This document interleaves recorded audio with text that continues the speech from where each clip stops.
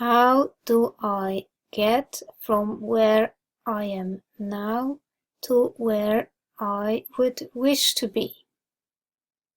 And feel hopeless about the future. Yes, I do feel hopeless about the future, but it's more because of all the demands, all the things I would need to do, and my struggle with executive functioning. So when I did this quiz, I really have a lot of them and very few no answers. So that makes it hard to get your train moving into the direction. You know what to do, but even to get started, it's so often just too much. And you get stuck in the want to do it and in the inability to actually start doing it, because it is probably boring or hard to do, and then you just don't do it. To get myself to do those things, so for one, I would need to get a driver's license. In Switzerland, it is very expensive. So you see how much this thing would cost me. This is, you need to do a test for how well you see, then you even need to do emergency test and the exam, theoretical exam, and then the cost for your permit. This together is 309.90, and you have not even started to drive. You need to go and learn about traffic rules. Then there is an insurance for your teacher who teaches you how to drive, 100. And then you need to have 20 driver's lessons, 1,800. And then the exam, 224. Together, 2,643.90 approximately. And then, until you get your driver's license, the official one, 35, then you need to take some follow-up classes, 568. In total, 3,236.90.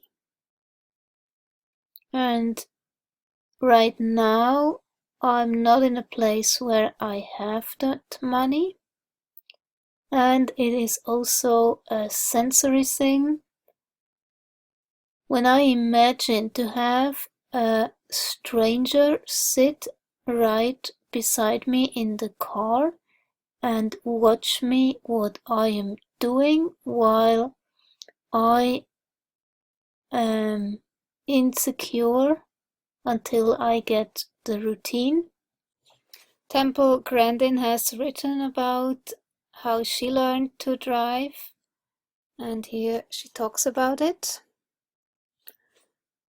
Though driving with autism diagnosis is not for everyone, many do decide to obtain their driver's license and go on to live independent lives. Yes, I think it would really help me to be more independent. I couldn't even, if I decided to move to another place, I could do that by myself if I had a car. So, Temple Grandin provides helpful information when considering if driving is for you. Long before driver education, Temple suggests first mastering your skills by practicing on a bicycle, coordination, motor skills. Yeah, I have mastered that. I know how to drive a bicycle. That's no problem for me. Then tackle driving in a safe, remote area such as the country or a large parking lot. So here I have another problem. I don't know anybody who would actually teach me before I even take driver's lessons. Yeah, and then she says you'll begin mastering such challenging tasks such as multitasking prior to any driving on congested roadways. I rode a bike safely when I was a kid, and if a child can ride a bike and obey the rules, learn to drive a car. It's going to take more time. I learned to drive on my aunt's ranch, 3 miles up to the mailbox on a dirt road, 3 miles back. By the end of the summer, I had driven 200 miles on backcountry dirt roads. I'd strongly recommend at least an entire tank of gas burned up in a totally safe place away from traffic like backcountry roads, dry open fields, giant big deserted parking lots. Because it's important to fully learn the operation of the car where you don't have to think about how to steer, how to do gas, how to do the brake. And you get that learned before you start to do any traffic. Because even after I got my license, I was a year on easy roads before I did downtown Dallas type traffic, or I did freeway merging and that kind of scary stuff. Then I would have to find another job that suits my needs. Work from home, for example. That would be ideal. Wow.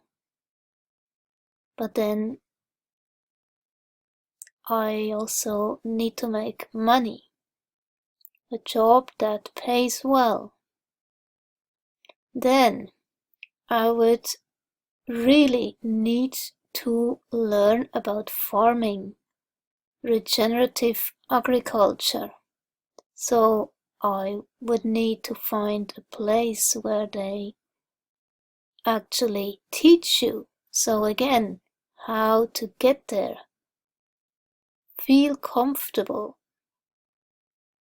Again, it's a demand. Then having enough money to actually travel around. And then find a piece of land that you can afford, that you really like.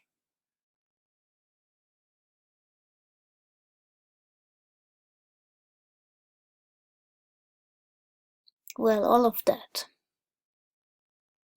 That's no simple task, I would say.